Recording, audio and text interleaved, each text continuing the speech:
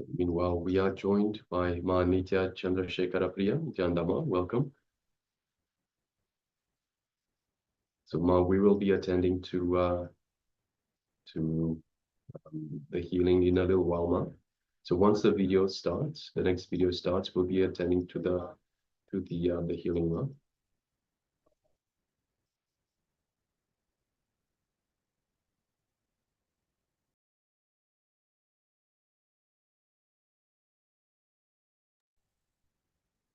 So let's go ahead with the power manifestation. Take a moment and share the power of harnessing the power of thinking beyond the logic, harnessing the quantum memory, the power of recollecting thinking without the thinking. So power which is beyond thinking. So we had projected for a few seconds the page which had the content. So let's take a moment and share what was revealed to you. Anything, even few words or just one word or full sentence or the whole page itself was revealed to you. In terms of text, in terms of visuals, in terms of sound, in terms of some feeling, in terms of some experience. Anything that was revealed to you, please go ahead and share without any hesitation.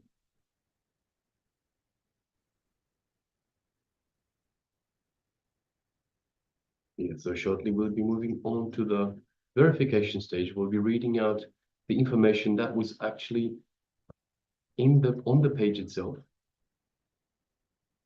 So requesting everyone, please take a moment and write down.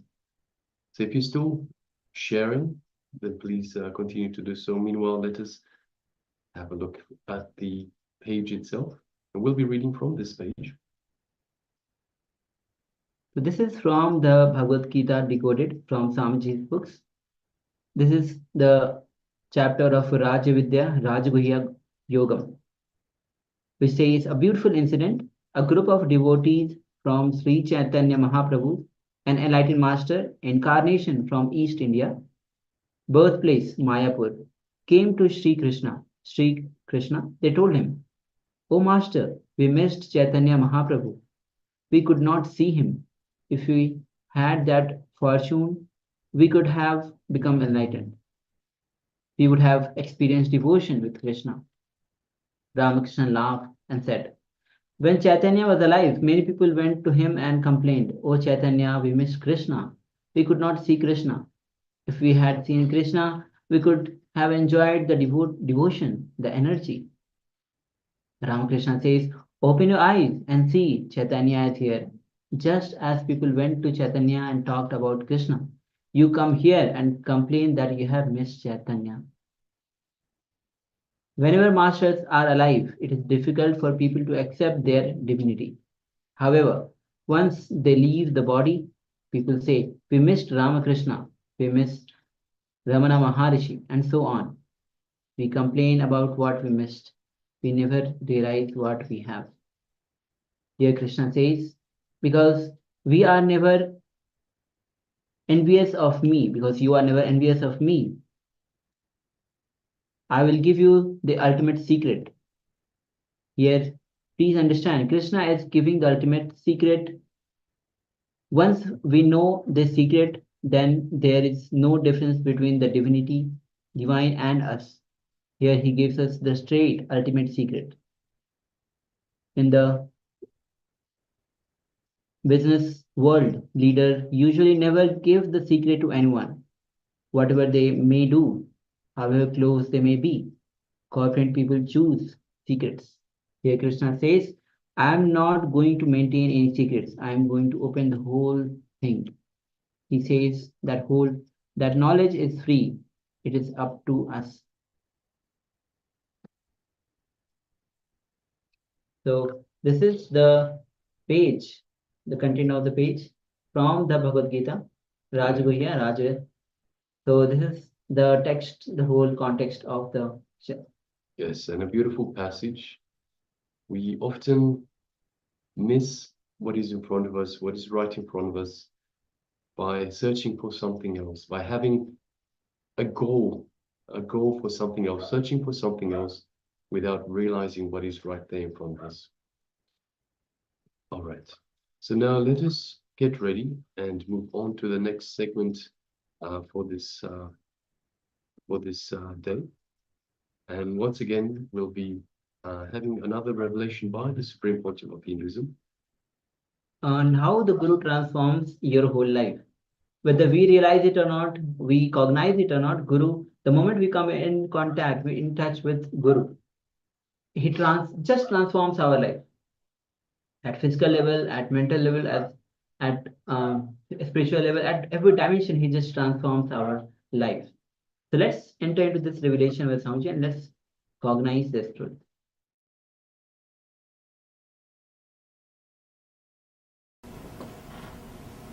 I welcome you all with my love and respects. Master, the Master Surgeon. Master is a person who removes the ultimate cancerous tumor which happens to us, which I call ego. Ego is the ultimate cancerous tumor which happens to our being. Master is the person who does surgery on that ultimate cancerous tumor. He never allows you to stuck or be comfortable in anything less than enlightened state.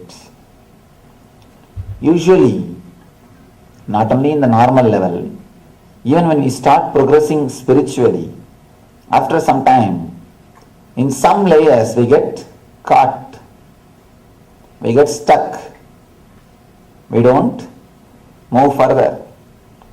Somewhere we will be caught, stuck, and we will not even know that we are stuck.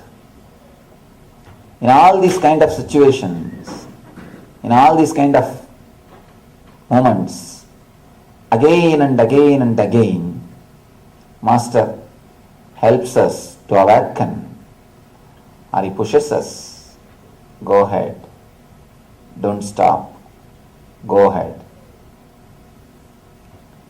He is really a master surgeon. He transforms the whole life. Of course, whenever a surgeon comes with a knife, we always feel he is going to cut us. He is going to hurt us. He is going to disturb us. But the knife of a surgeon is not for killing, it is for healing. It is not for killing, it is for healing. In the India, they worship the gods with a big knife, sword, and all those weapons. People always ask me, why do you worship the gods with a big sword? Why do you worship gods with a big knife in their hand? Why gods need all these weapons? I tell them it is a symbol. Symbolically they represent that they are surgeons. They are going to straight away cut your ego. They are going to straight away remove the cancerous tumor. It's a metaphysical representation that they are the master surgeons.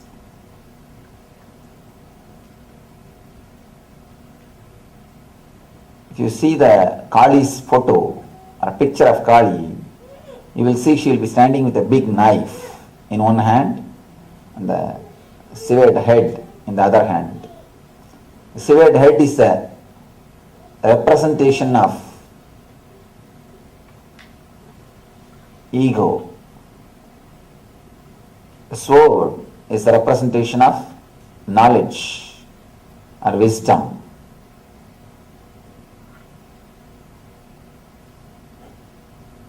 Let me narrate an incident which explains deeply how the master takes care of the disciple, how he never allows the disciples to get stuck in some layer, in some level. Even if the disciples feel very cool, cozy, happy, settled, the masters shake and make you aware what you think as security is not allowed. You can't get stuck. You have to move further. You have to go ahead. This is one of the beautiful incident from Sri Ramakrishna's life. Sri Ramakrishna is a great spiritual master who happened in India in last century. He had a master. The master's name is Totapuri. Ramakrishna used to worship the form of goddess Kali. He used to meditate on a particular form. He had the darshan of that form. He used to live happily with that form. He was just living his life beautifully, happily with that form. Suddenly one day appeared new person, very elderly man, old monk, Totapuri. He said, don't meditate on the form, go beyond the form. Of course, naturally the Ramakrishna was shaken. He said, why? The form is so beautiful. I am so happy with it. I feel my whole life is this goddess Kali. I feel I am totally connected to her. Why should I go beyond this form? What is wrong with the form? Totapuri says, no. No form is eternal. Forms are always ephemeral. Only when you go beyond the forms, you will be able to experience the eternal bliss or the eternal consciousness. Ramakrishna was happy with that form. Actually, when you meditate on some form, you feel very comfortable, soothing. You can project all your ego on that form and feel satisfied. If you wanted to have a caring, loving mother, if you are missing a caring, loving father, you can always project that into that, your God. You can always think your God is a loving, caring father. Your God is a loving, caring mother. And the more strongly you visualize, more strongly, naturally you are going to have a vision. Because a strong visualization will come to reality. There is the same thing happened in Ramakrishna's case. Ramakrishna felt what he was strongly visualizing is a reality. He was happy, but it is not ultimate truth. Here is Totapuri, who is not ready to allow the disciple to get stuck in any level. Almost it is nothing but his ego projection. It is nothing but his ego projection. So naturally, Totapuri inspires him, go beyond the form. And he advises him to cut the form visually in your meditation. Just visualize you are cutting that form, destroying it and going beyond the formless experience. Ramakrishna does that and reaches the ultimate bliss or the eternal bliss. Master again and again sees that you are reaching the ultimate. You are not stuck with anything. That is why in the Eastern mysticism or in Vedanta, so much of importance is given to the master. For the West, it is very difficult to understand the concept of master. West knows only the teachers. Here, the very idea of master doesn't exist. From the beginning, all you know is university, schools, colleges, your teachers. The idea of master doesn't exist. In the East, even the regular education is only from masters, not from teachers. Even the so-called regular education for your day-to-day life, for your profession, even that was received only from masters, not from teachers. Of course, today modern day it has become West. Again, the modern day universities, all these things have come, that is different. But in the original Eastern Gurukulam style, they always emphasized on master. The difference between master and the teacher is a person who knows intellectually, who has got the intellectual knowledge. Master is a person who knows experientially, who has experienced about what he is speaking, who has experienced the truth. The Indian education system is always dependent on masters. Even the professional education, if you are supposed to become a king, if you want to learn the archery, you have to go to only to the master. You may ask, how can an enlightened master teach me an archery? How can an enlightened master teach me agriculture? What do enlightened persons know about the agriculture or about the archery or about the business? You will be surprised. Not only the agriculture or archery or architect building structures, even the sex is taught only by enlightened masters. The Indian culture, you will be surprised, everything has got a sutra, aphorism. The wonderful system, at the age of 7, a person will be initiated into meditation. Till the age of 14 he has to practice. Before 14, if he achieves the first glimpse of spiritual experience, he will study the spiritual science, Brahma Sutra. If he doesn't, he will science the study of life. He will study the aphorisms of life, Kama Sutra. Person who studies Brahma Sutra will take sannyas. The person who studies Kama Sutra will take Grihastha life, marriage.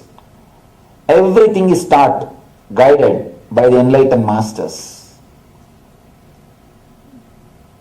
That is the reason the society was so beautiful. Nobody feels they are in wrong place. Nobody experiences the idea that I am in a wrong place. I am not doing what I am supposed to do. Because the masters decide, the very young age, they very clearly decide what this person is supposed to do, what this person is supposed to achieve, what he will do, where he will go. Everything is clearly understood by the enlightened person, and he clearly guides the students. The difference between teacher and the master is, teacher teaches verbally through his verbal language. Master teaches through his body language. And now in the modern day, everybody is accepting the field of psychology. You can never teach just through verbal language. All communication happens, more than 90%, only through body language. You can never learn through verbal language. It is always body language which teaches. I have seen people, how many video discourses they may see, DVDs they may see, but they don't understand unless they come and sit in front. When they come and sit in front, one discourse is enough to transform them. If they sit and watch the TV, the DVD, the recorded discourses, how many they may watch, but never the transformation happens. Transformation never happens. For transformation, the direct touch is necessary. Master is the person who can give the direct touch, who can radiate the presence, who can teach through body language. It is not even teaching, it's like awakening. He just awakens you by his presence, by his space. He creates such a wonderful space in which automatically you are awakened. Beautiful story from Vivekananda, a great enlightened master. Let me narrate that story. That will give you an idea how Master awakens the disciple just by his presence.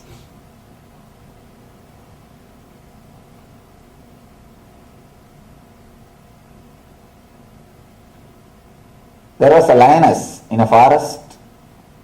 It was pregnant, about to give birth. One day it was searching for food. It was going around the forest, trying to catch some animal. It saw the sheep of flock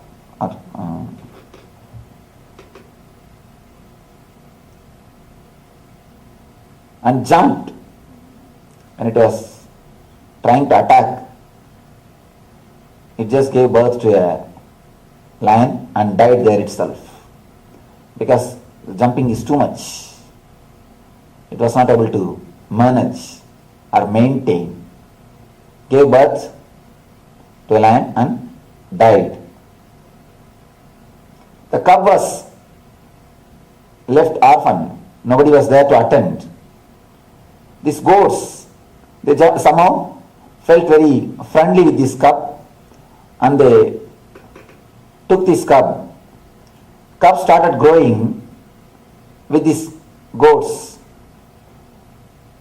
It started drinking the goat's milk and started eating the grass, almost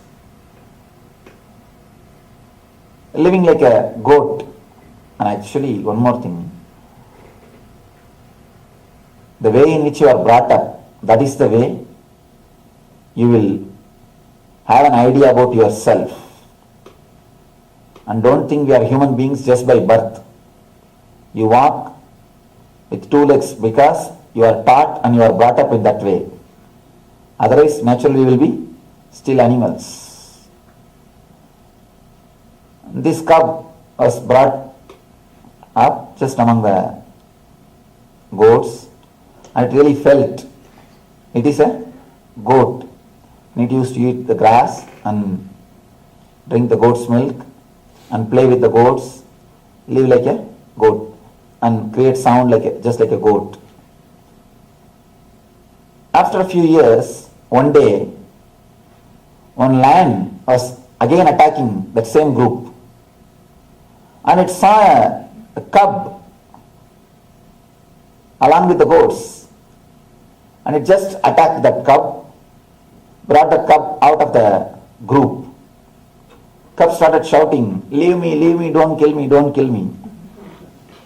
Lion said, don't worry, I won't kill you, you are not a goat.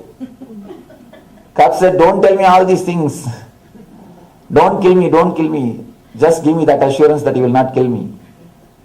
Lion said, don't worry, I will not kill you. It just left. The cub ran, and his cub escaped and ran. Next day again, lion attacked the same group. Again it attacked the same cub and brought it out. Again the cub started shouting, crying, oh, don't kill me, leave me.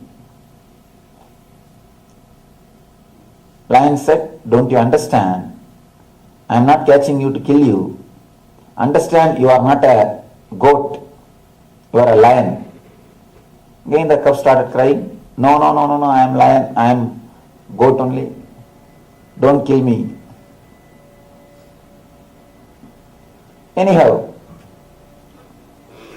lion tried its best to convince the cub.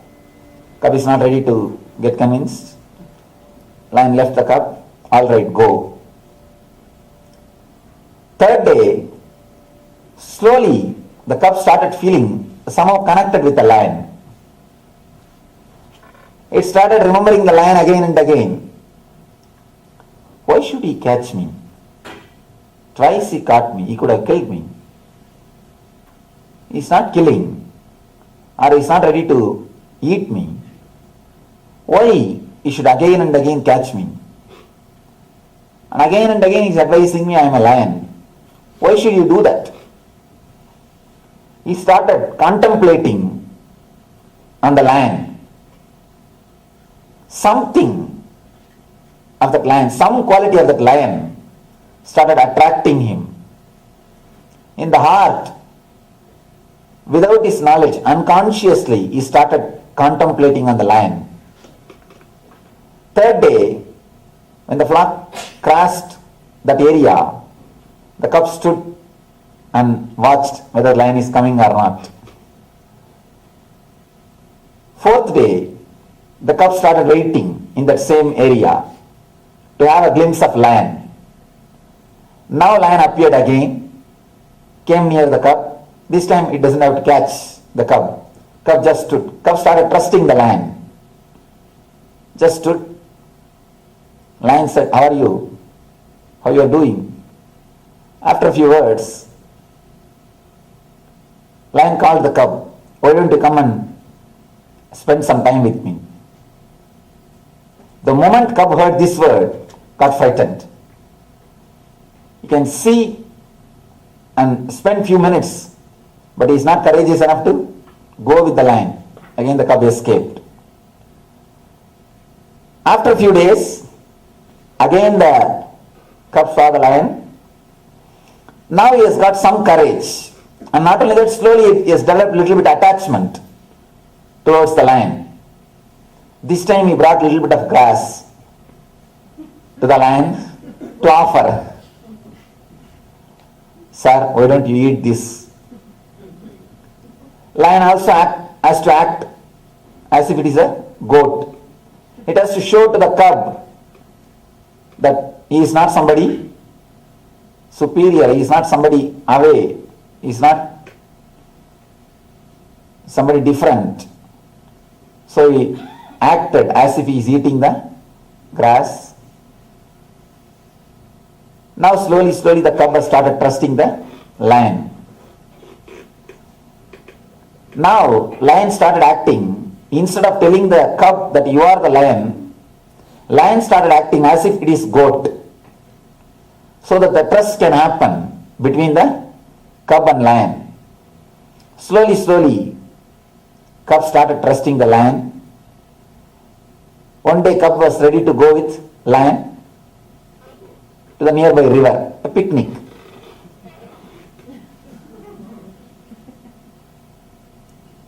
Lion took the cub, both of them went near the river. When they were standing near the water, suddenly lion grabbed the face of the cub, head of the cub, neck, and said, look at the river." Cub said, "Yes, I am seeing." "What you are seeing?" Cub said, "Our faces." "Do you see my face?" "Yes." "I am a lion."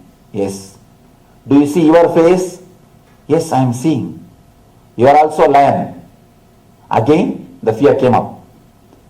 Cub said, no, leave me, started shouting. Now it is too much. The lion had little meat.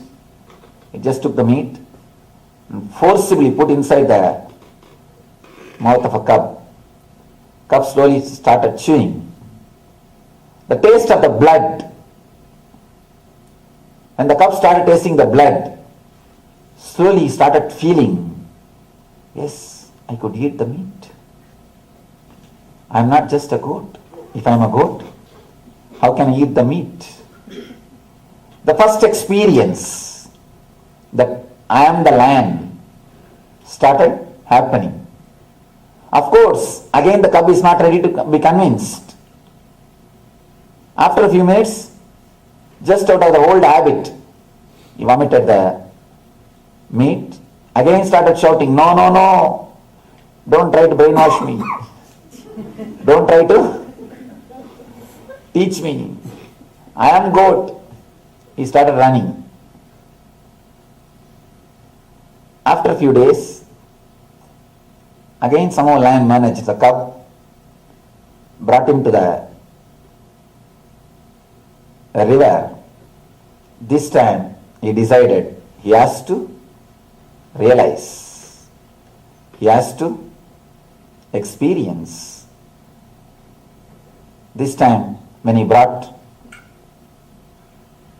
the cub, it showed him very clearly, look at your face, look at my face in the river. Both are one and the same. And eat this fresh meat. He gave him the fresh meat to eat, to taste. And naturally, taste of the blood made the cub to realize it is not a goat. It is lion.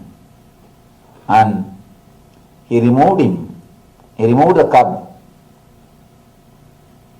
left him in the forest. He didn't let him to stay with the goats. When he has to live in the forest, naturally, he has to search for his food. He has to hunt. He has to go around. He started hunting. He experienced completely who he is and started living as a lion. Beautiful story.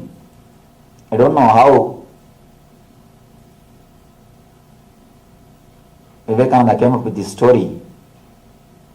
This is exactly the same thing happens between you and the master. Exactly same thing.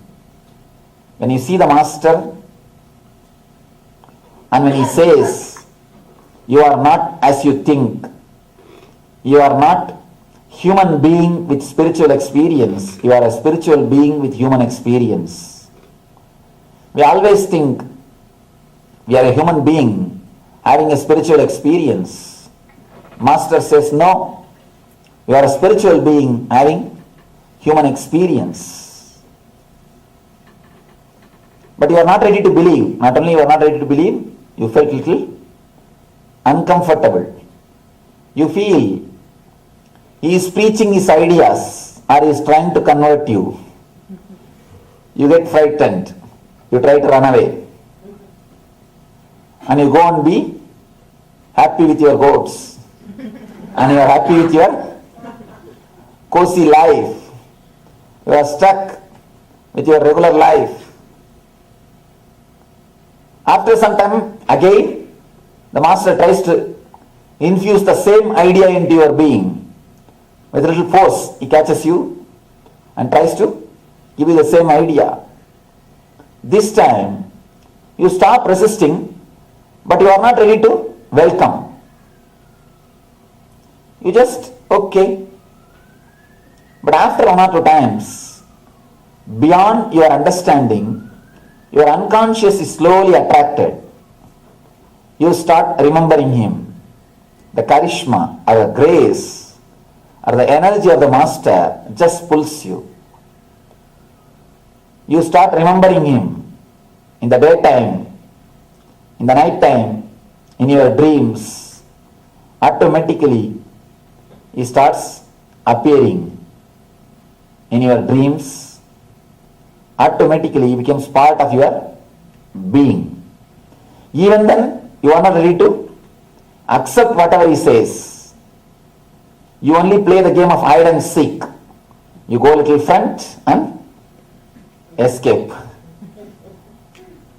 Somehow, at some time, when you are ready to trust him and go with him, he catches you and says, look at your face, look at my face. Both are one and the same. You are me. Again we get frightened. No, leave me. I am not lion. Then lion tries to act like a goat. Master tries to act as you want. He talks good words as you want, and he behaves almost like child as you want. He allows you to think that he is one among yourself, one among your group. He makes you feel comfortable by giving an idea. He is also a goat. He is also one among your species. Once you feel really comfortable, once you feel you are able to relate with him, once you start trusting him, again he waits for a right chance. The moment he gets the right chance, he grabs you. Again, takes you to the river to show, see your face, see my face. You and me are one and the same. And he forces meat into your mouth. That's what I call the initiation or the first experience, energy darshan.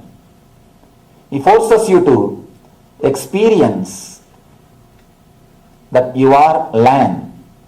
But even after that experience, even though you feel good about it, people try to escape and say no, no, no, no, no, no.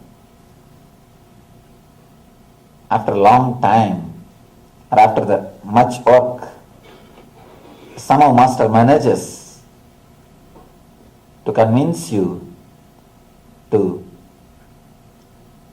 make you experience your true nature and gives you the ultimate freedom. Then naturally you start experiencing that you are a lion from the beginning. You don't have to transform your life. You don't have to become something new. All you need to do is just wake up and realize what you are and what is your true nature. Master never allows you to stop or get stuck with any forms or any steps. Again and again he inspires you. Again and again he takes you to the higher and higher level conscious experiences till you realize you are that, till you realize your true potentiality, till you realize your ultimate truth.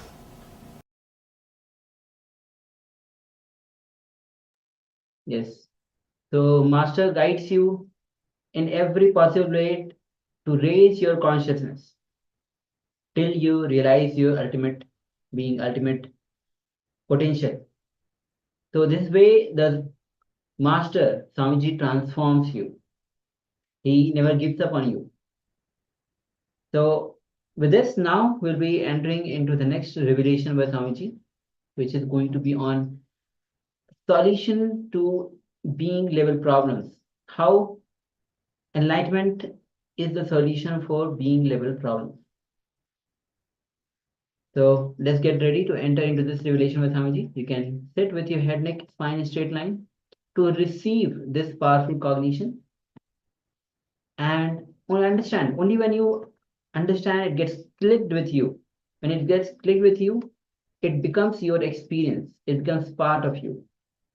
So have the space of listening and let's enter into this revelation by Swamiji on how enlightenment is the solution for being level problem. So let's begin.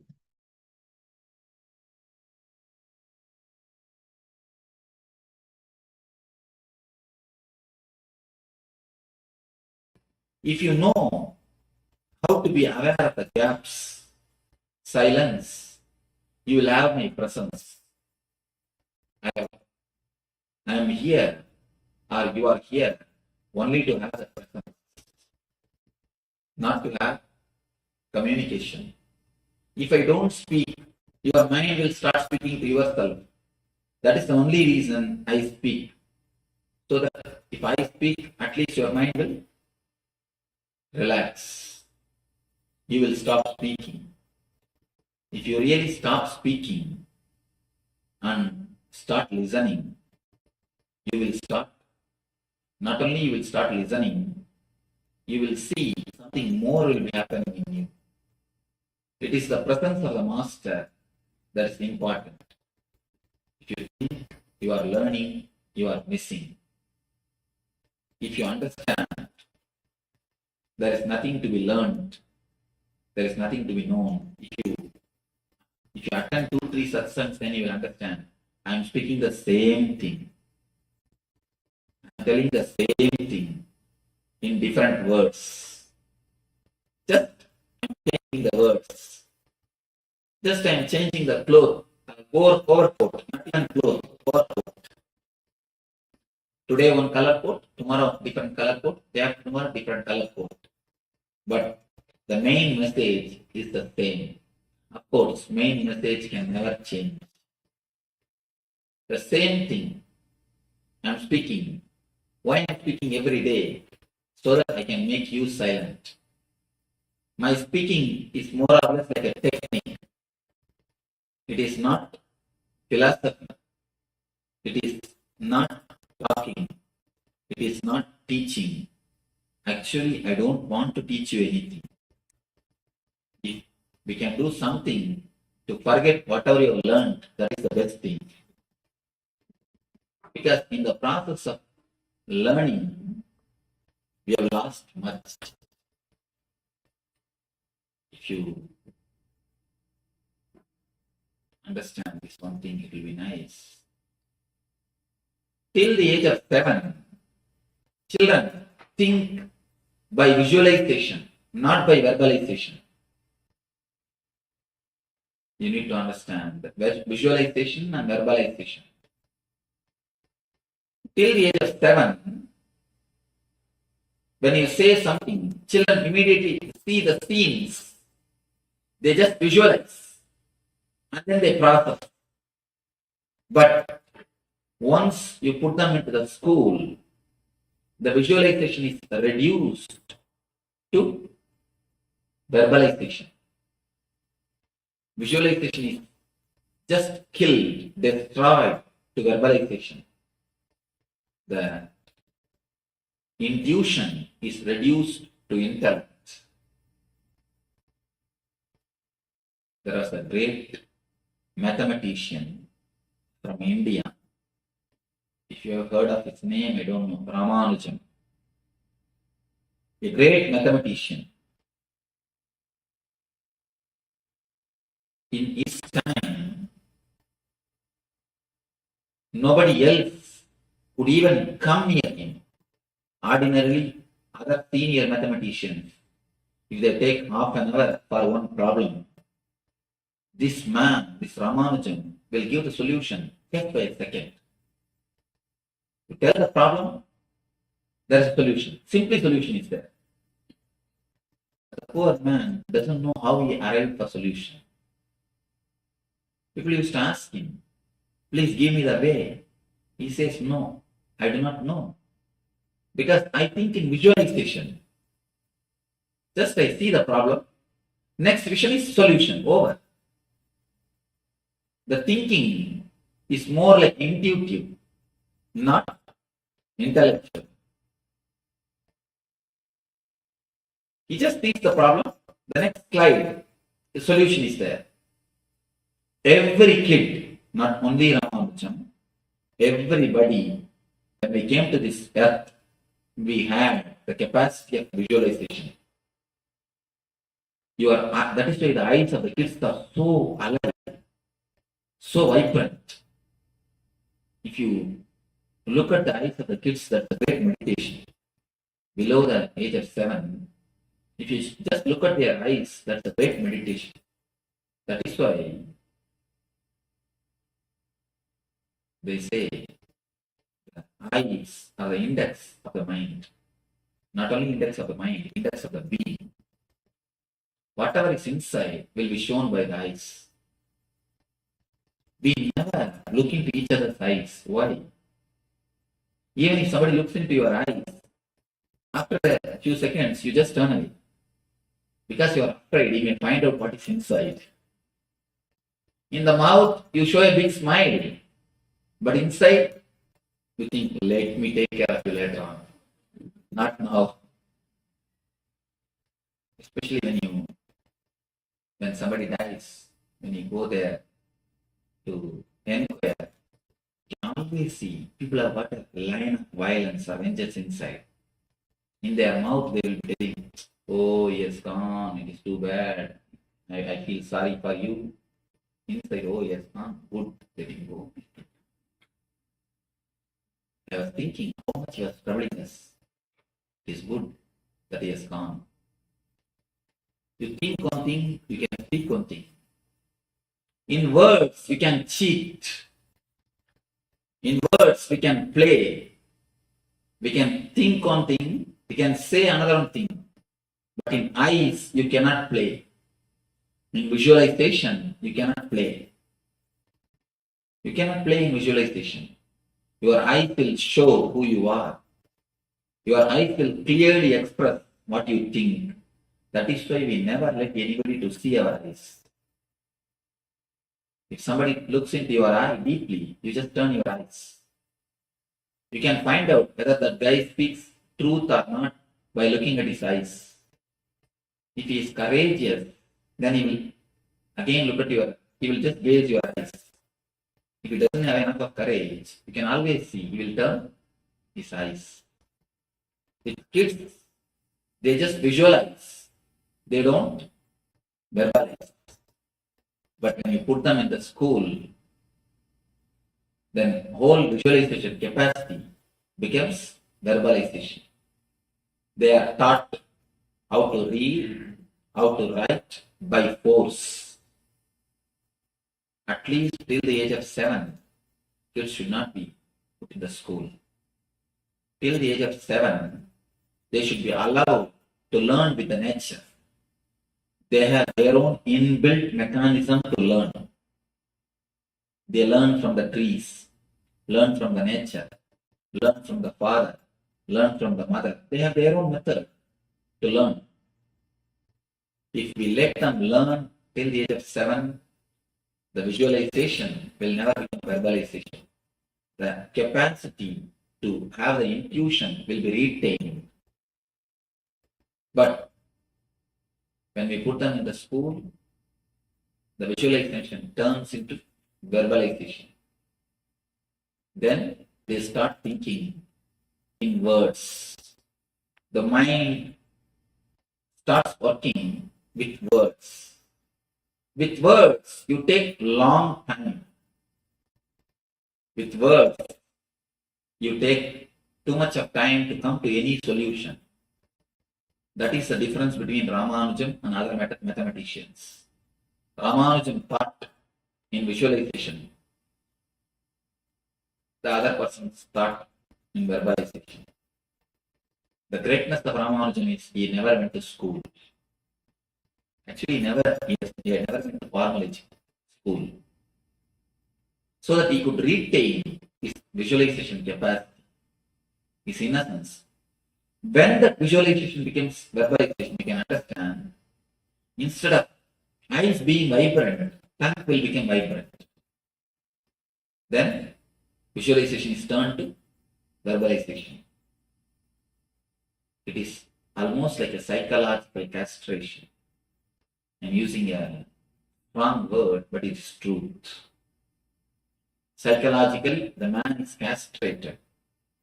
The being is castrated. Because with visualization, any problem, you will have immediate solution. With verbalization, you have to go through a long process to come to a conclusion.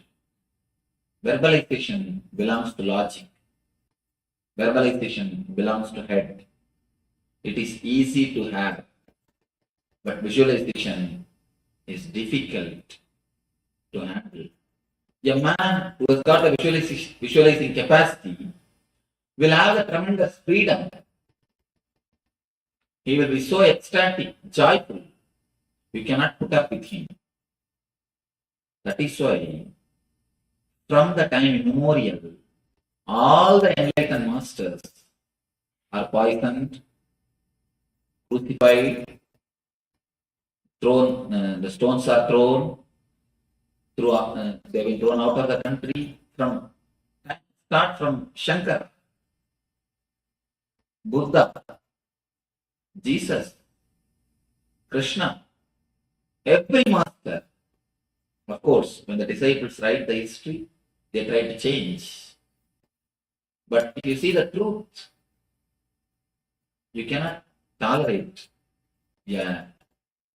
more intelligent person in your society amidst us. We feel too small in front of them. That is why we even reduce the visualization capacity of the kids to verbalization. Once they become just like us, buffaloes, we feel comfortable.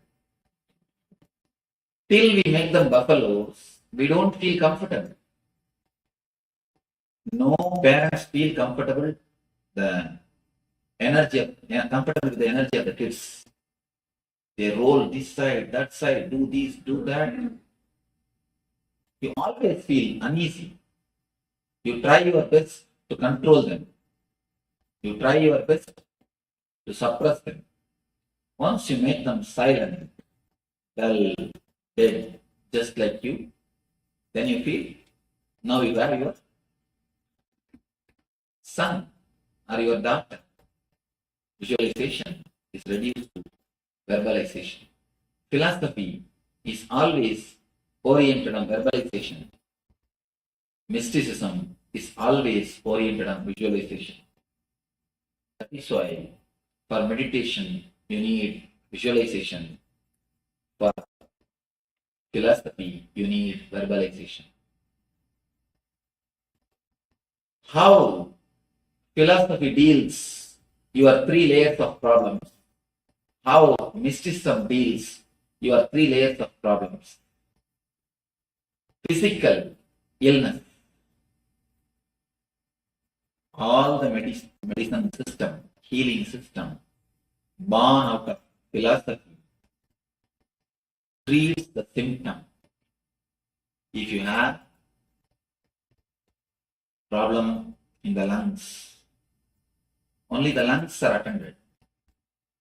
Only that portion is attended by some chemical or by some operation or by some injection.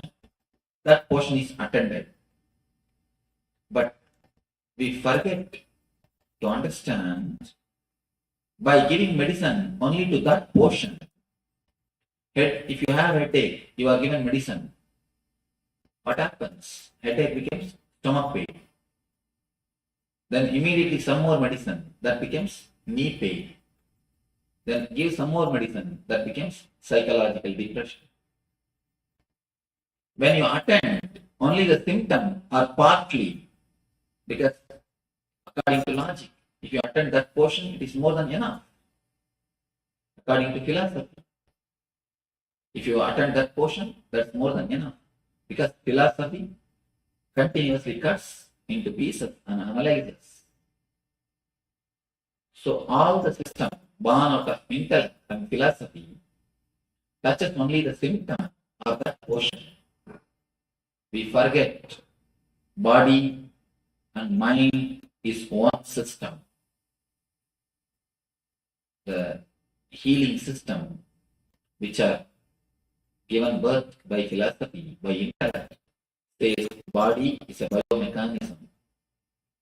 But the healing systems, which are given birth by the mystics, always say body is the covering or the sheath of the soul or energy. These 2 concepts need to be understood. When you say body is a biomechanism, you can handle the body just like a machine. If one part of the machine is disturbed, you remove that portion, replace it with the same part. That's enough. In a machine, in a lathe machine, if one screw is gone, you just replace that screw. That's enough. With machine, it is perfectly all right. When you say body is a biomechanism, biomachine, you use the same attitude, you handle the body also with the same mind, with the same way. But unfortunately, body is not a biomechanism. Body is something more.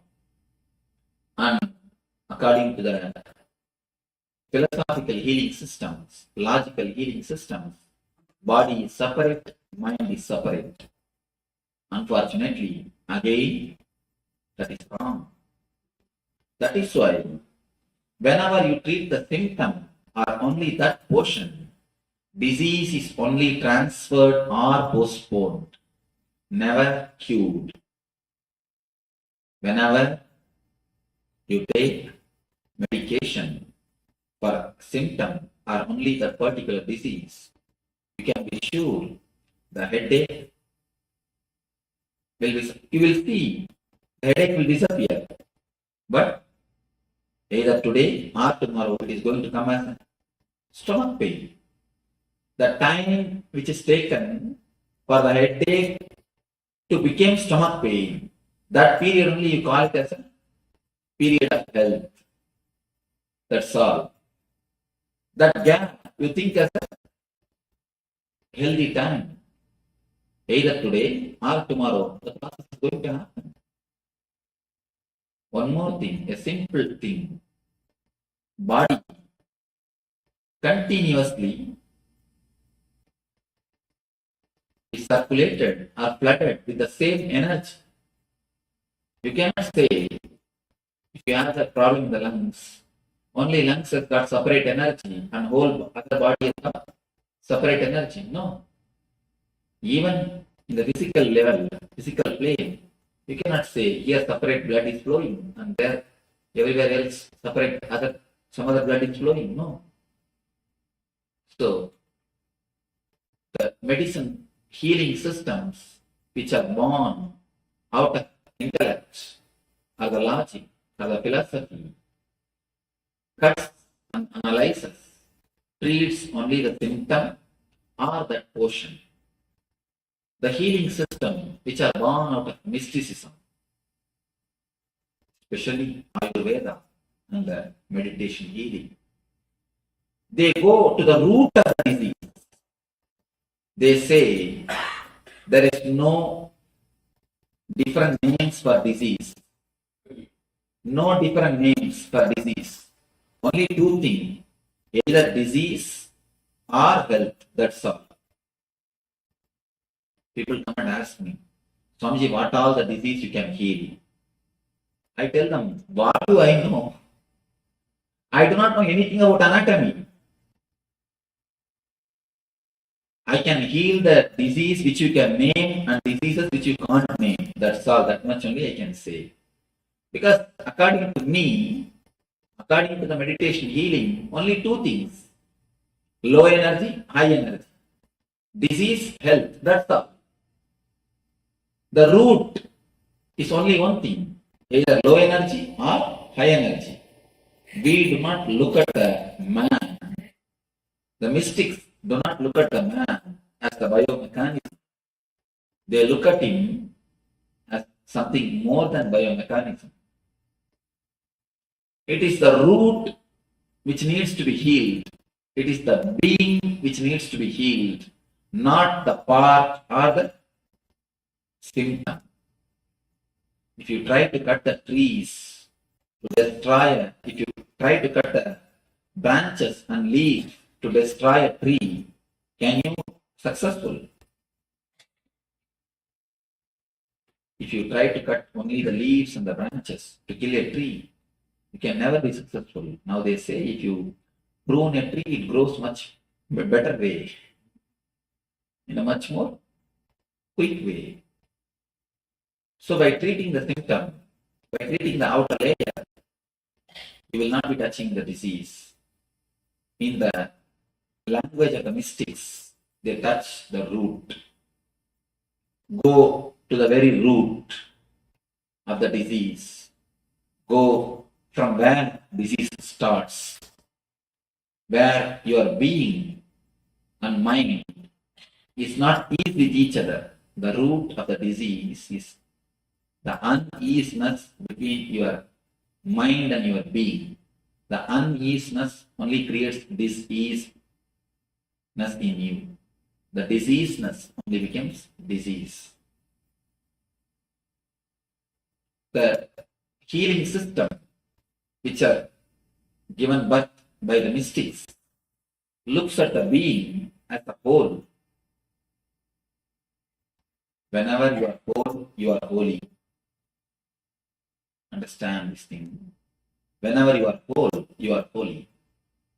They look at the very being, at the very root from where the basic disease is appearing, from where the cure can happen, from where the root is coming out, from which point you can remove the very root. The approach to the body or to the human being itself is totally different from the language of mystics. That is why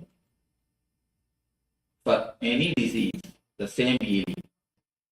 You may think how the same healing can work on any disease. Because there is no too many names. How many names you make, it is only one thing. Low energy, high energy, that's all. When the energy is attended, many people come to me for healing. They would have come to get healed some problem in the heart. But after 2-3 days, they come and report to me, Swamiji, my stomach pain has disappeared. I had a tumor in the hip that has disappeared. How it is? I didn't tell you about that. I always tell them, never think disease are separate. You have 2-3 diseases. Never think you have 2-3 disease. Disease means it is only one. It is only one. Low energy, that's all. The whole thing can be classified under one category, under one thing. So when you touch the root, you heal the disease. Whenever you touch the symptom or the part, you only transfer or postpone the disease. When you touch the root, only then you heal it, you cure it. So the mystic's approach towards the body has given birth to the Ayurveda and meditation healing. Whenever it is necessary, some chemicals to be supplied from outside, they give the Ayurveda medicine. Whenever it is necessary, some negativity to be removed from inside, they give the meditation. So the meditation and the medication both are the root of holistic idea or holiness, wholeness. The mystics look at the mind, look at the man in a different way. Philosophers look at the body, look at the mind in a different way. Next, in the mental level, the level of education or information, how the mind is looked by the philosophers. According to philosophy, you are a matured man if you know the informations. According to philosophy, you are a man who has got your own position or social status if you know the facts and figures. You don't need to do anything more. Just the fact is more than enough. Just figures are more than enough. Just if your mind is alive, active, if your mind has got enough of information, that is enough. That is why all the schools, all the universities, all the mental education centers, mental training centers created by philosophers, created by logicians, helps you to improve your concentration. They speak only on concentration. They speak only on collecting information. They speak only on processing the information. Collecting and processing the information, nothing else. If you know that, that is more than enough. That is why all the schools, universities, they train only on the facts and informations. They make your head too big. Your whole energy is just sucked by the head. And you should know a fact. Just few months ago, I read in a poll survey. In every university, when a person leaves the university with a gold medal, especially gold medalist, every university, at least some 50 to 60 people leave the university every year with a gold medal. Every department will be having a gold medalist. They took a survey after 10 years, how the gold medalists are living. What is their life? They say more than 70% of the gold medalists live in a poverty land, in a poverty way, and broken relationship. Their lives are just hell. It's not small number, more than 70%. It is true. What I am giving you is a fact from a poll survey. I read in a magazine. More than 70% either they live under the poverty line, below poverty line. And not only that, broken relationship. The life has become just hell. Why? Too much of energy when it is sucked by the head. You do not know how to forget your head. That's the problem. No, really. You can never live with a philosopher. You can never marry and have a good life with a lecturer or a professor. I tell you, especially philosophy professors. Because even in the house, they will be like a teacher. They will be like a professor. See, a doctor, when he comes back to the house, he knows how to remove the stethoscope and keep. How to remove his overcoat and keep. Even a lawyer can keep some of his coat outside. But what will happen to professor? What can he do? He has to keep only his mouth shut, which is impossible.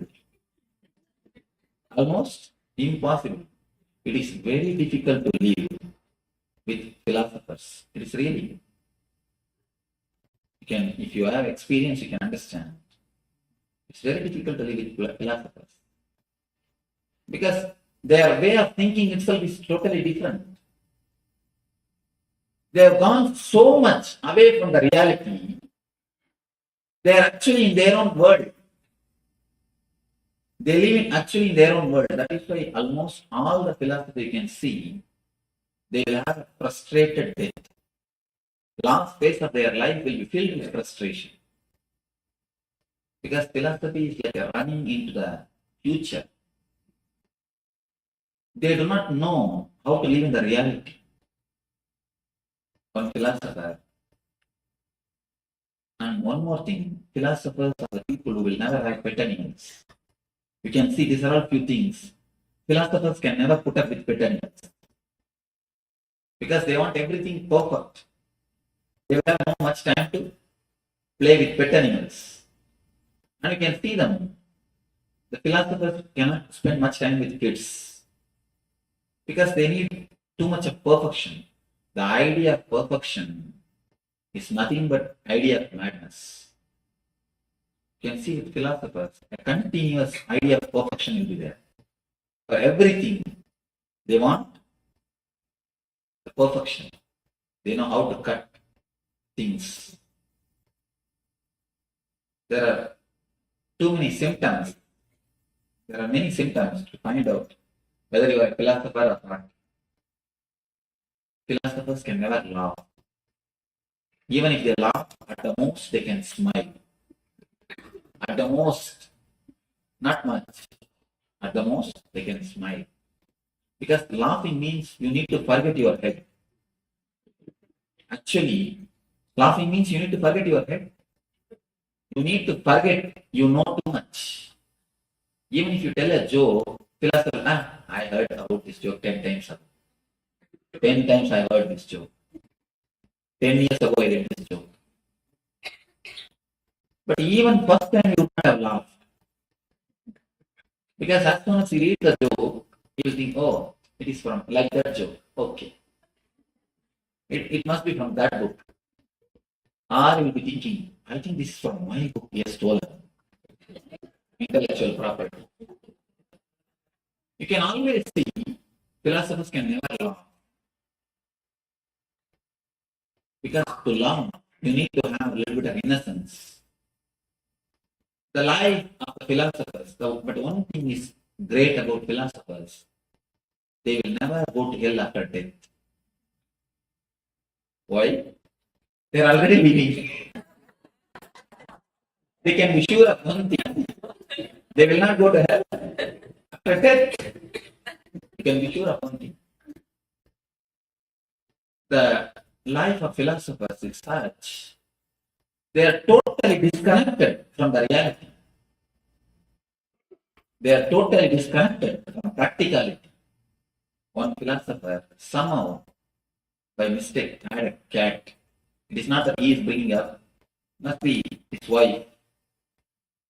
The cat has given birth to a kitten. Every night, the cat used to come and stand outside the house and make noise to open the door. He is totally bored or disturbed to come and open the door. And you can see laziness is always great quality of philosophy. That's one more thing. Because so much of energy is sucked by the head. The body will not have energy. Even when they walk, you can understand, it will be very regularized walking. It will not be like a floating. When a mystic walks, you can see it will be like a floating. When a philosopher walks, you can see it is like a steady, controlled walking. Steady, controlled walking. Philosophy does not mean only a man who has studied philosophy. Even amongst you, there are so many philosophers. Amongst you, there are so many philosophers. The person lives with a tightness.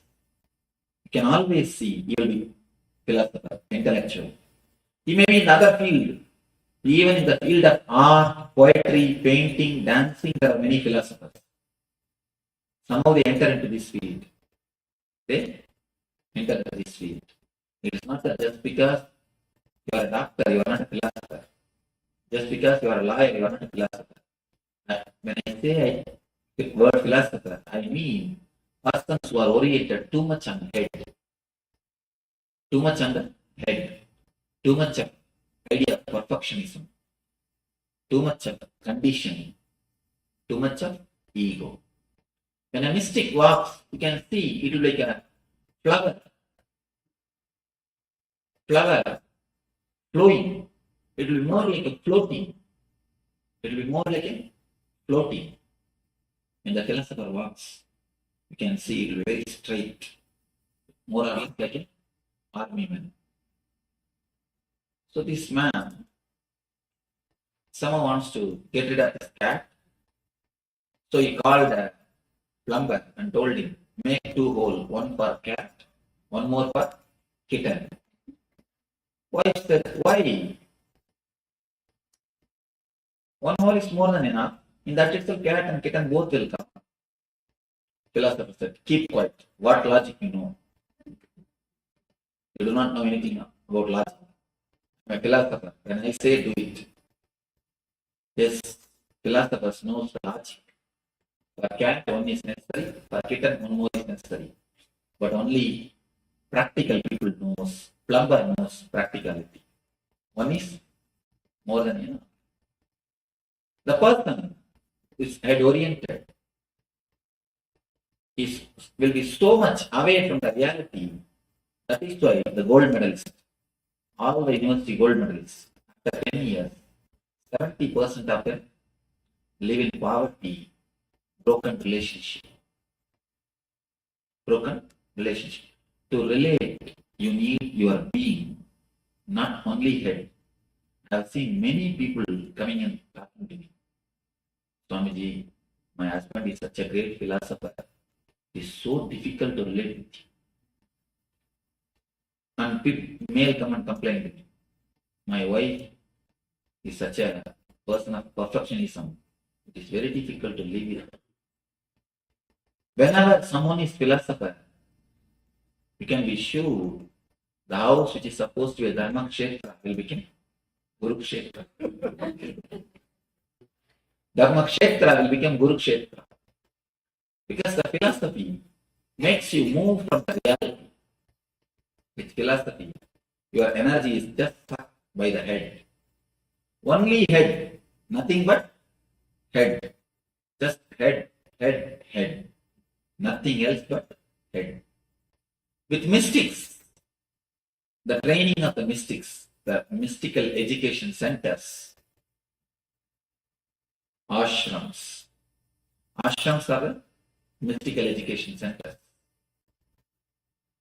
The philosophical education centers are schools and universities. Education centers for mysticism and mysteries, ashrams. Ashrams are the mystics.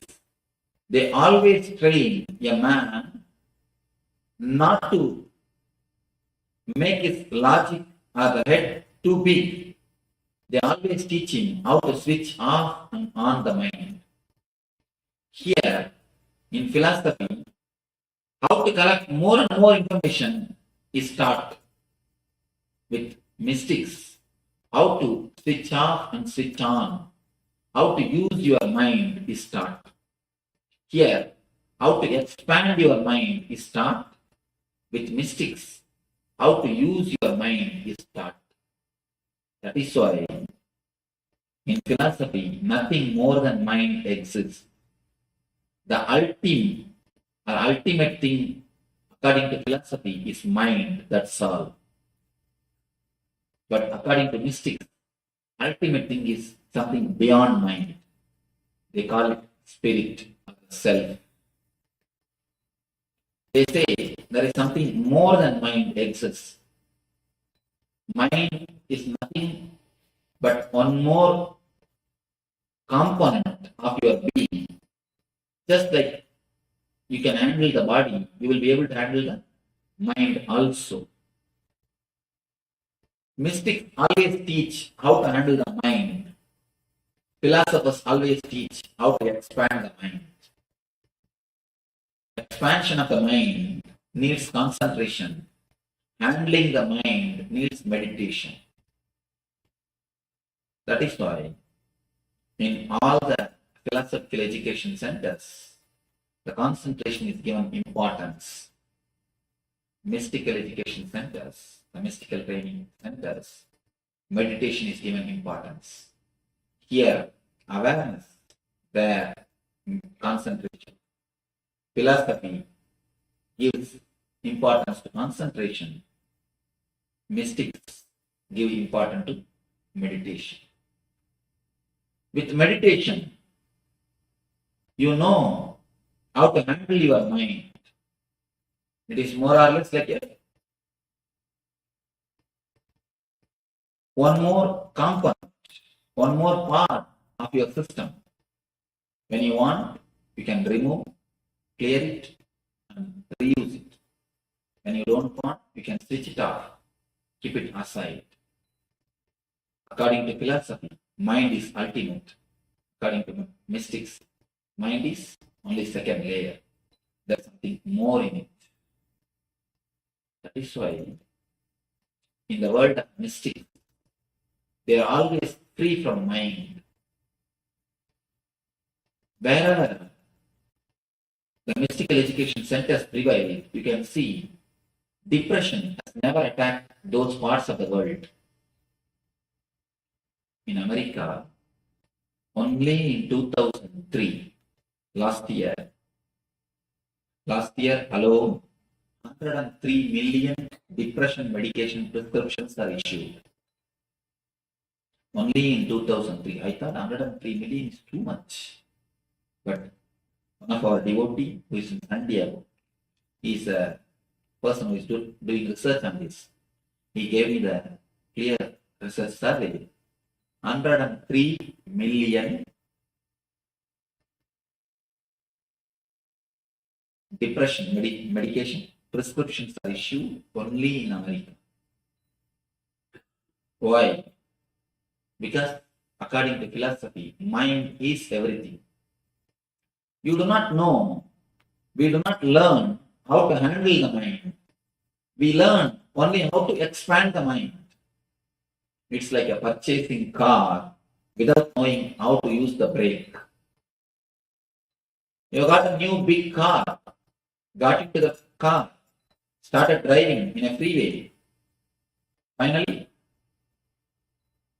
you have come to your house, but you do not know how to stop the car. What will happen? It means, somebody told me, it means we are not driving the car, so the car is driving us. That is what is true. When you do not know how to stop the car, you are not driving the car. Car is driving you. Whenever you expand the mind without knowing how to stop the mind, be sure you are heading towards depression. It is inevitable you are heading towards depression. Depression is nothing. It is just too much of energy is sucked by the head. You do not have any more energy left in your being. So the whole being just falls into low energy. That is what is called depression. Depression is nothing but too much of head. Here, so much of training to expand the head, expand the intellect is given. But they forgot a major thing, a very major thing. When you purchase a car, you should read the manual how to put the brake. Philosophers gave importance to expand the mind. Mystics gave importance to switch off the mind. Once you know how to switch off and switch on, you will know how to handle the car. Once you know how to put brake, you will know how to use it. The third layer, the problems of the spirit, are problems of the being. How philosophers handle it. Strange thing. Somebody asked me, Swamiji, is there anything essential missing in psychoanalysis? Why? Even after so many years and years and years of analysis, we are not able to find any result. Somebody came and asked me about a psychoanalysis. One psychoanalyst, actually. I told her, not something essential. The very essential is missing in psychoanalysis. Psychoanalysis is the solution for the problems of the being from the philosophical mind, at the philosophical level. What actually psychoanalysis does? What actually psychoanalysis does? Continuously analyzing. That's all. You will be speaking your problems, and the psychoanalyst will be listening to the problems. After a year, he becomes patient, you are freed. And you should know a strange truth. Again, a truth actually. They took a survey in which field people became mad. Architect, or lawyer, or engineer, or contractor, or doctor, or psychoanalyst. They took survey in all the fields. The result says psychoanalysts, psychoanalysts, doctors are the people. Only in that profession, too many people become mad. Why?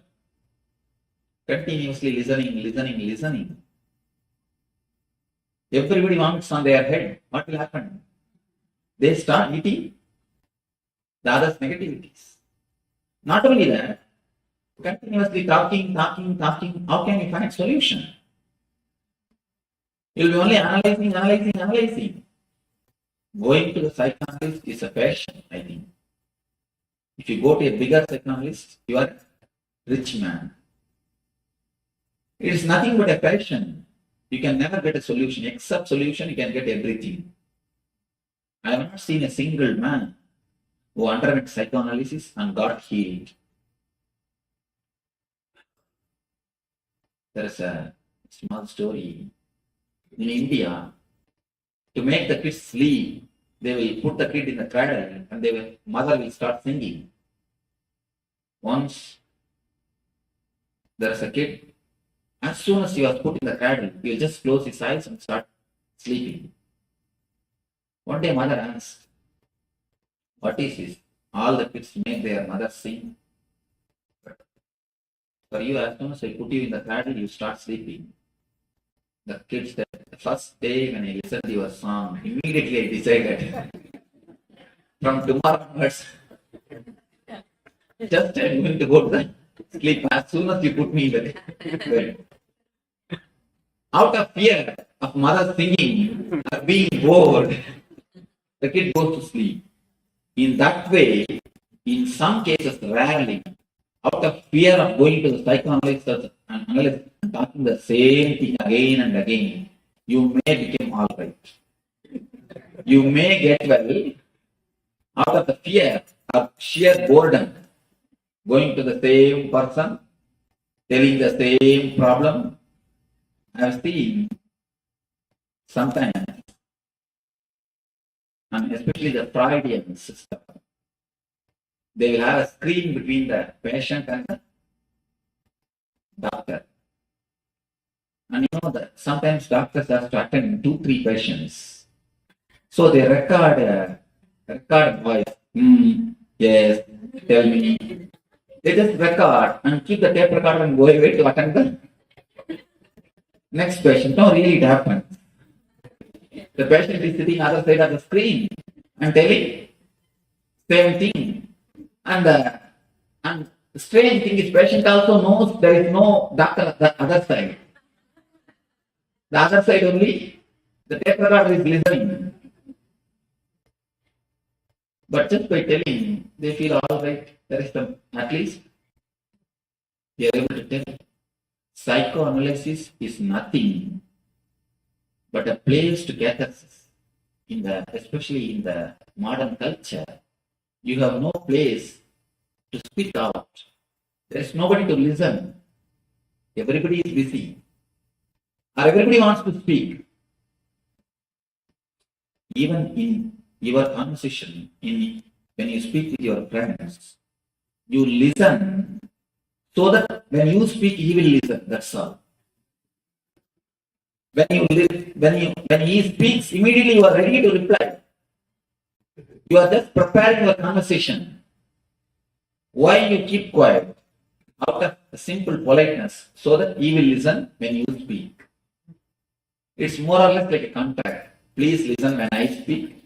I will listen when you speak. Otherwise, nobody wants to listen to the others. Everybody wants only to speak. It's more or less like a catharsis. Because so much is there in the head, you do not even know how to switch it off. What to do? You just vomit out. You want somebody on whom you can vomit out. You pay psychoanalyst just to listen to you, nothing else. So that you can continuously vomit. Poor fellow has to sit and listen. If any of you are psychoanalysts, be very clear. Either meditate or mad, that's all. No other way. You have no other option. Either meditation, I saw a board in the road, either picket or ticket. Somewhere where the parking is at the picket or ticket. This is the only choice. Meditate or mad. Nothing else. No other way. No other way. Because continuously people are vomiting on you. What will you do? Psychoanalysis is the solution given to the levels of the problems of the beings by the philosophers. But the solution never works.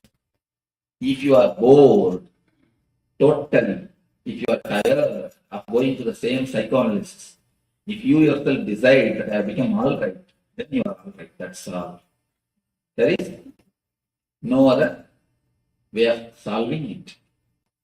Enlightenment is the solution for the being level problems by the mystics. Philosophers give the solution of psychoanalysis. Mystics give the solution of enlightenment. Enlightenment means not analyzing, just throwing away. Analyzing your dustbin, is it going to help you? Analyzing your dustbin, is it going to clear you? Analyzing your dustbin is not going to make to solve the issues. If you want to clean your house, if you put everything from the dustbin, start analyzing it. Is it going to clear your house? Is your house is going to become clean? No.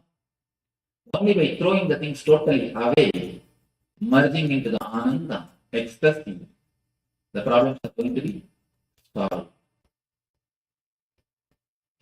Three things. For a physical problem, they make the energy to come from inside. For mental problem, they teach you how to switch it off. For the being level problem, they put you in the ecstasy as a bliss. The solution from the mystics is total. Solution from philosophers is intellectual. But for the logical mind, if you look superficially, the healing system born out of logical things feels like good. The education system born out of logical mind feels like good. The solution for the being level problems, psychoanalysis, feels very good because they are the established systems. Mediocre things always flourish because mass is always mediocre. The mystical things are never for mass, it is only for very few intelligent people. For mystical things, you need to have little patience. You need to go through it. You need to allow the process to happen. You cannot just jump. But mind is monkey. Mind is totally restless. It wants instant. A small story. 3 monkeys. They got 1 mango. All the 3 wants to share the mango. How can 1 mango be shared by 3 monkeys? They went to a master for solution. Master said, all right, all the 3 of you, plant this mango. Once the mango tree comes, you will have lot of mangoes. You can satisfy your whole life by eating the mangoes. These 3 monkeys are all right. They planted. 1 monkey took the responsibility of pouring water. The other monkey putting the manure. 3rd monkey, security. 6 months, they did their job religiously. But unfortunately, the seed has never sprouted. The tree has never happened. They went to the master to complain. What did you teach? What has happened? We have lost even that 1 mango. Why did he give such an idea for us? The master called all the 3 of them, started inquiring what has happened. First monkey said, every day religiously I poured water morning 6 o'clock. I stopped even going for a morning walk, but I poured water religiously. Second monkey, every day evening 4 o'clock I put the manure. I stopped even going to the gym. Doing this religiously I did. I do not know what has happened. Third monkey, 24 hours I was standing there as a security. I never even went for my dating. I was there as a security. Not only I was standing there as a security, every day at least once I digged out and saw whether it is sprouted or not. You need to give little space for the mango to sprout. Not only water, a little bit of space for the mango to sprout. Your very urgency, your very restlessness will not let the mango to sprout. With mystics, you need to give little bit of space, little bit of time to let the meditation work in you, to let their presence work in you. If you want the plastic rose, it will be available ready-made. But if you want the original rose, you need to wait for a few days so that it can flower. If you get from the market cut rose, don't think it's original rose. When I say original rose, I say the rose with the plant. You need to wait for a few days. So you need to wait. But mind is such, we are not ready to wait. The restlessness, that is why we take the solutions given by philosophers. We take the solutions given by logic mind. When you take the solutions of the logic mind, the philosophy, you solve it only superficially. When you take the solutions given by the mystics, not only you solve it, you dissolve it. Your very personality transforms. Your very being undergoes a new alchemy. Man becomes divine. Man just reaches the ultimate flowering. Just you became enlightened. Your consciousness takes a new dimension. You reach a different space. With philosophy, you will be solving your problems every day. With mysticism, you will be solving your problems once for all. So, it is up to us to decide philosophy or mysticism. Let you understand this. Let this understanding lead you to be became one with the eternal bliss. Let your being be in one with the eternal bliss. Nithyananda. Thank you.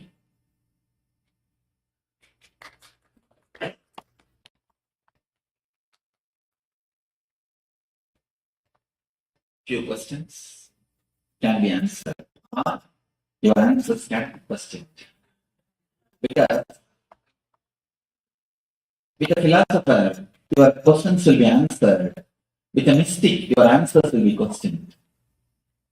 Your basic question, your basic answers will be questioned.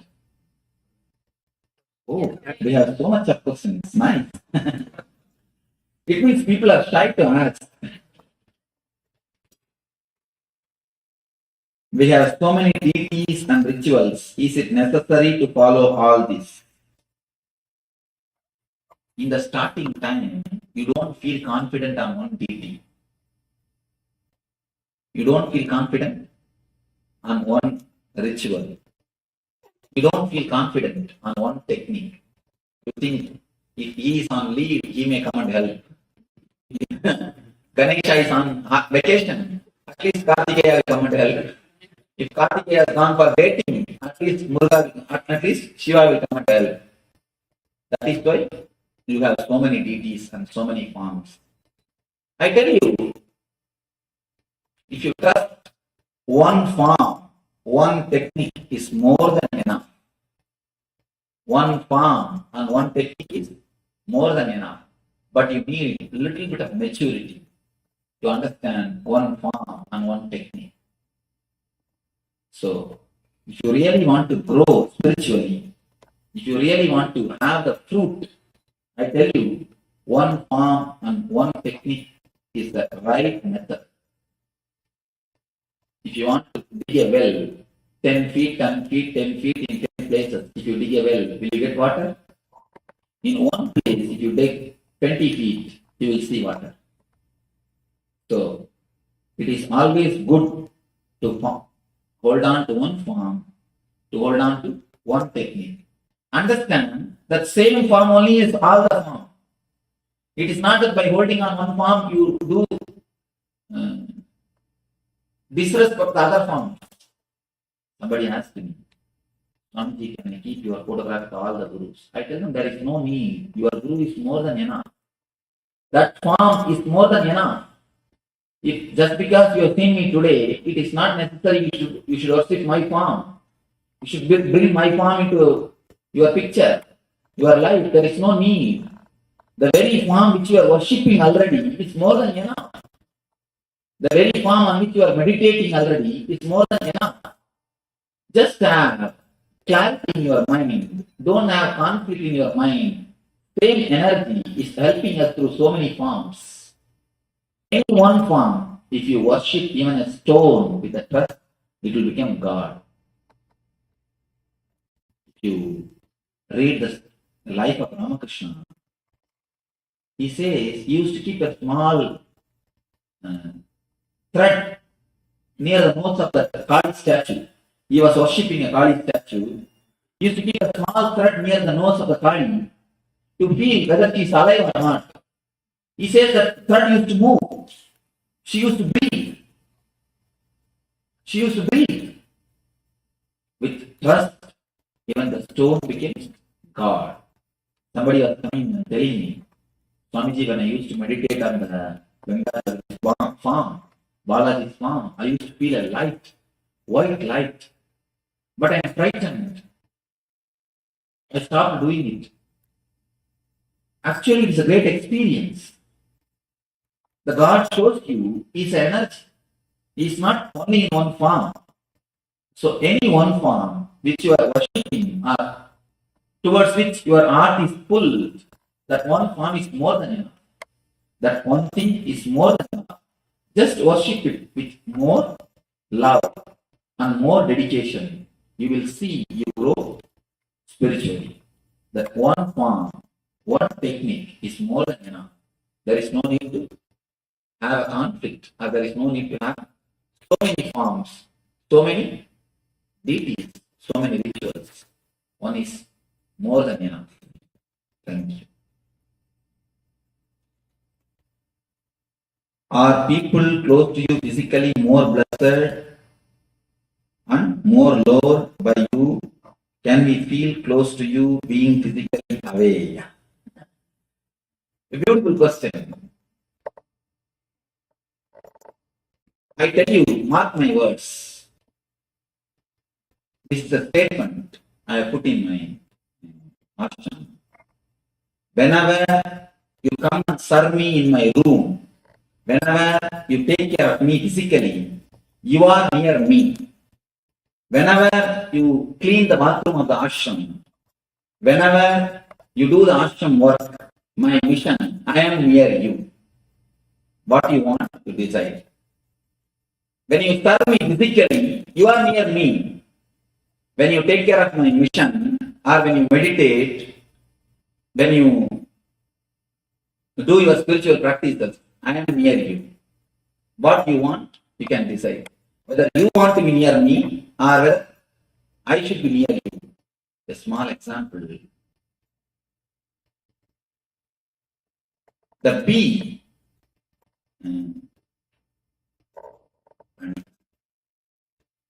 என்ன வார்த்தை? The fly will go and sit. The மாட்டு மடி என்ன சொல்றீங்க? No.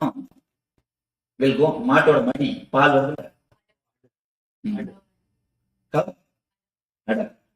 The fly or the bee will go and sit in the cow udder, but it will drink only the blood, never the milk. 24 hours, the bee will be sitting in the cow udder. It will drink only the blood. But the calf will go near the cow only 10 minutes, but the calf will drink the milk. So physically being near me or being away is no way related to the spirituality or being loved by me. You should understand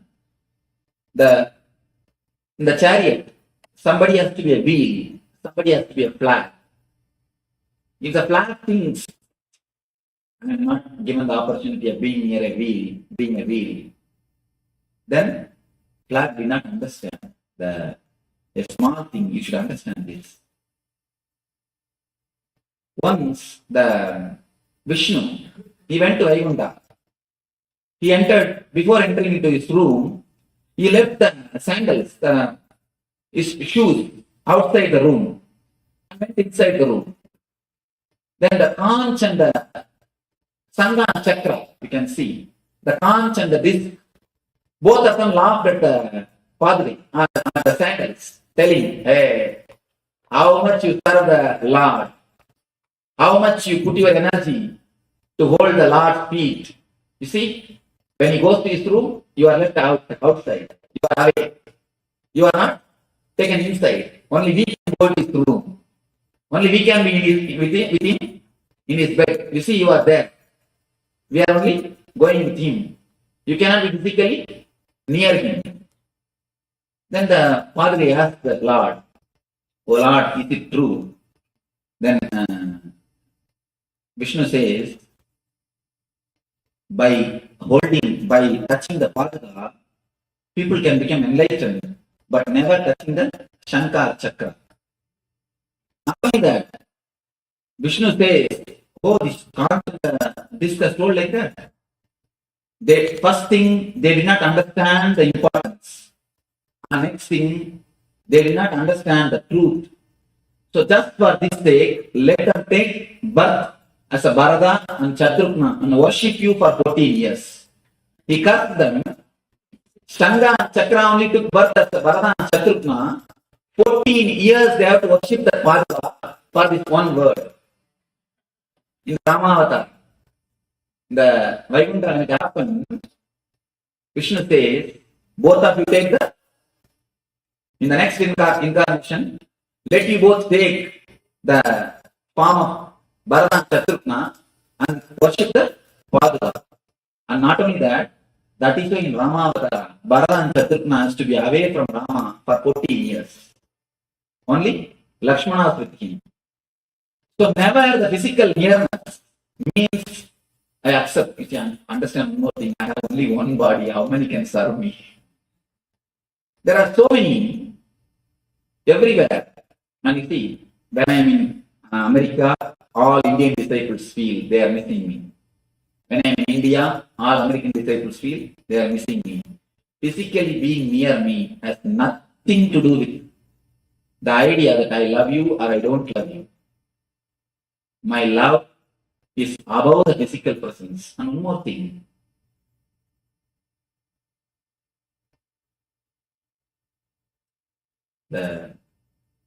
It's a little sharp, but true.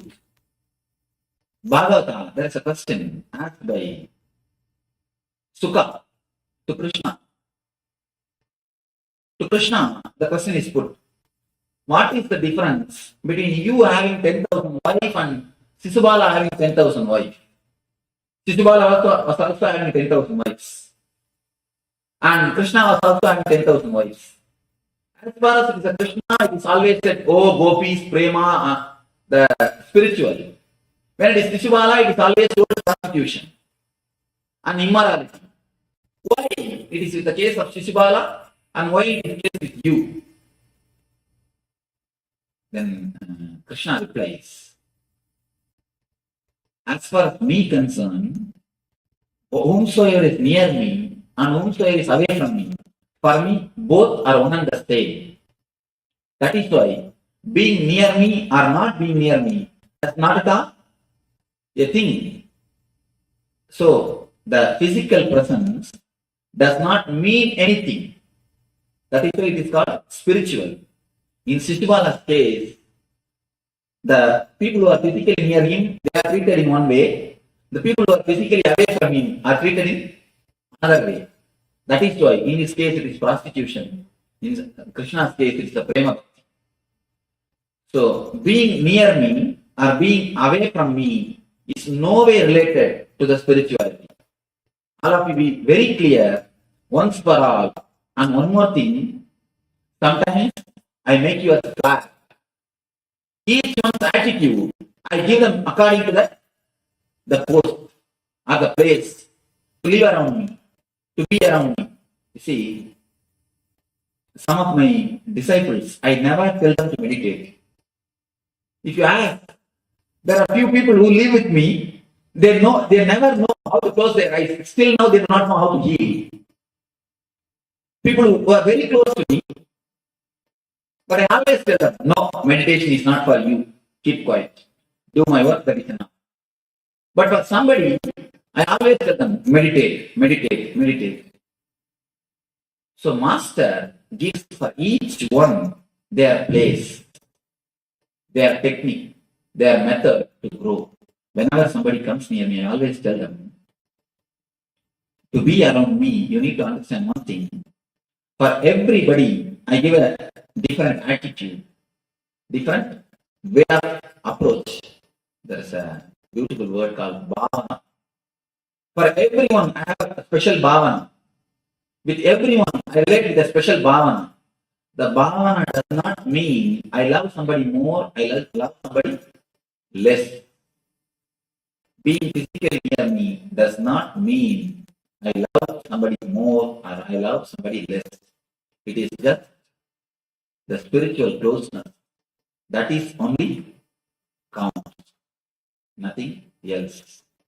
Understand, just because the Padre, the sandals could not enter the room of the Vishnu, it is not that it is some way less. Just because the conch and the disc is entering into the master's room, it is not that some way they are high. If you understand this one story, that's enough. The conch and disc are just told by Vishnu, go and take Bharata and Chaturna and worship the feet. Worship the Padre for 14 years. Okay. How long we can take? I think it is 9 o'clock. I'll answer one of the questions. Other questions tomorrow. When criticism or negativity is given to you and you react in your mind, what thought process should happen in order to get to a point in your mind where you do not react at all?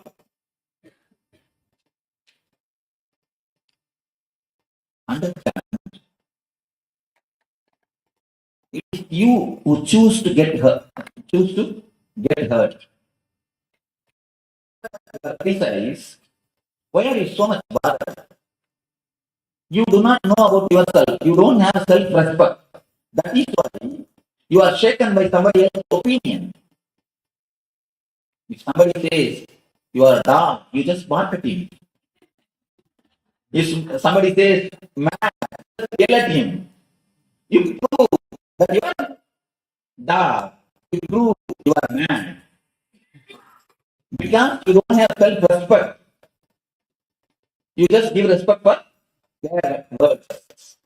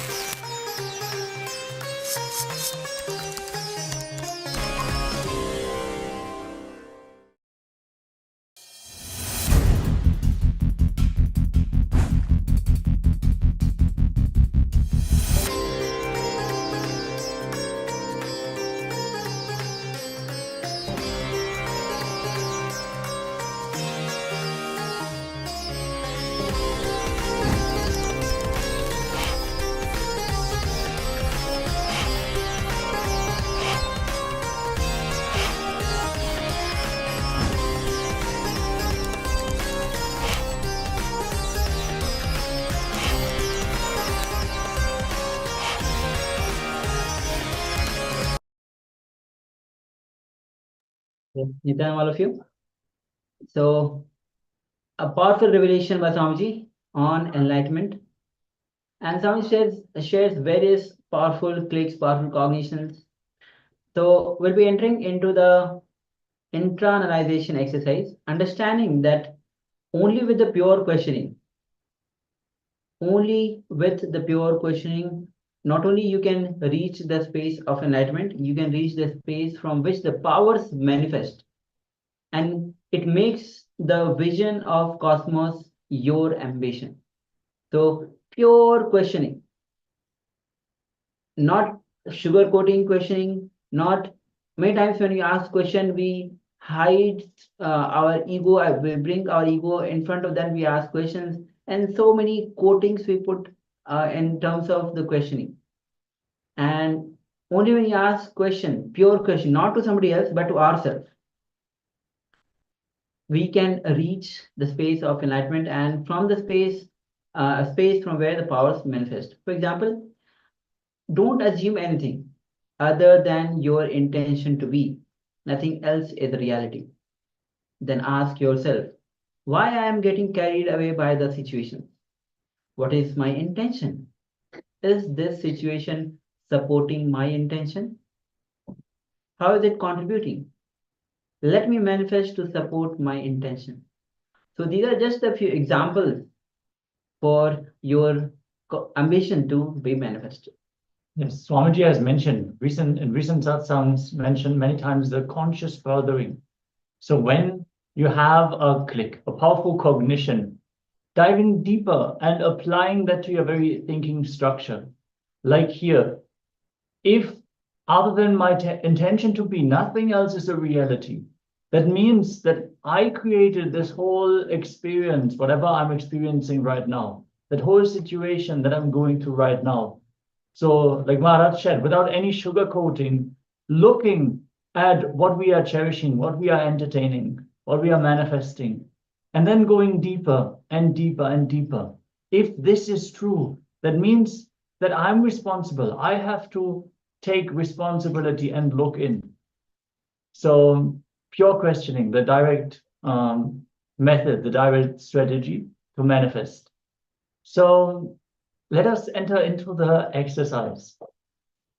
As a powerful declaration integrates your body, mind, consciousness, brings tremendous completion, makes you experience the inner space of Paramashiva and manifest the powers of Paramashiva. The moment you even have the guts to declare Paramashivoham, he just feels mesmerized by you. And he just lands and manifests through you, whatever you want. Other than your intention to be, nothing else is a reality. You are just your intention to be. Any other psychological, physiological, neurological ups and downs are not you. They are not reality. Declare this powerfully.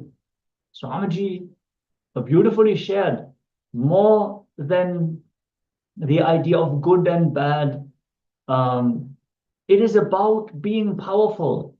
So actually, all the cosmos really decides when it comes to manifesting the reality you want is looking at, are you powerful about your manifestation? Or are you wavering? So Swamiji beautifully says, it's not that good is always right. Powerful is always right. And actually powerlessness can only be considered as evil. Because only when we are powerless, we will even resort into cunning strategies and games, ego. Only when we feel that we are not getting what we deserve, the idea of playing false games even comes to mind. So let us look in with pure questioning. Let us declare powerfully that we are Paramashiva. We are the source, and therefore we are responsible for everything happening in and around us.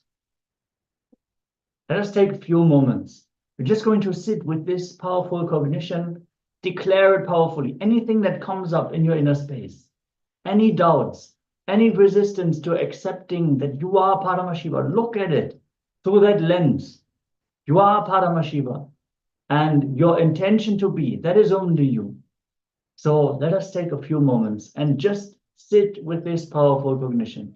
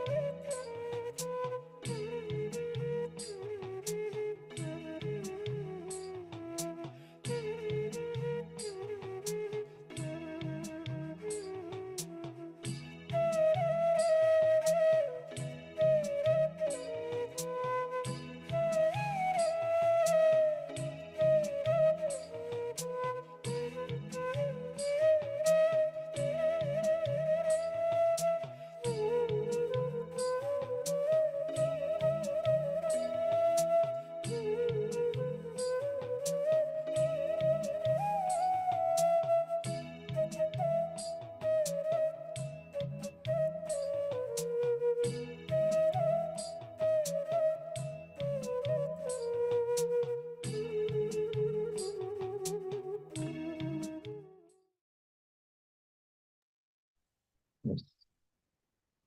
Can now settle down. Just remain in that powerful space as we are going to enter into the next round of today's power manifestation. From this space of oneness with Paramashivoham, let us manifest his powers. Today we're manifesting the power of quantum memory, where we are not memorizing, we are using the power of third eye to retrieve vast amounts of information. So we are going to project a page of a book for a short, very short period of time, not enough to read the page, but enough to connect to the page of the book. So as it is described in the scriptures, Siddha, he has one hair. From that one hair, he can retrieve all the information about the person, connect to the Hiranyagarbha and receive any information about that person, be it their name, the way they look, even information about their family members, because the connection can be established through that hair. The same way, just by having a glimpse of the page. We are not asking you to quickly read and memorize, no. Just connect to the page. That itself is enough. Then, through the power of third eye, from the space of oneness with Paramashiva, oneness with Swamiji, all the information contained in the page, verbatim, can be downloaded. It is possible. It is possible. From the space of oneness, the entire information, every letter in and on that page can be downloaded. So just settle down. We're going to first project the page for a few moments, and then we will connect to Swamiji and retrieve this information in the power manifestation.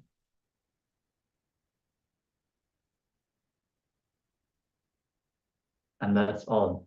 So let us now sit with our head, neck, and spine in a straight line. Connect to Swamiji in our inner space. You can close your eyes or keep them open. Breathe deeply and calmly. Settle down into that space between two thoughts.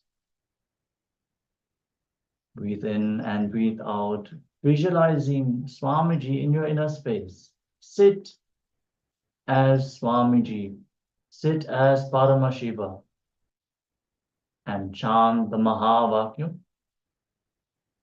Om Nithyananda Paramashivoham. Om Nithyananda Paramashivoham. Om Nithyananda Paramashivoham. From this powerful space, let us enter into this round of the power manifestation. Ananda Paramashivoham.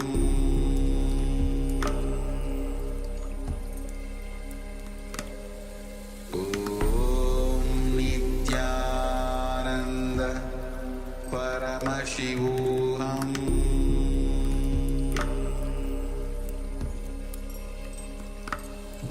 Om Nithyananda Paramashivoham.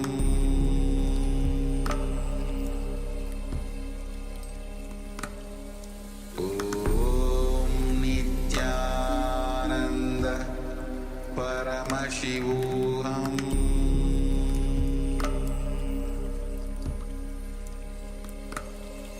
Om Nithyananda Paramashivoham.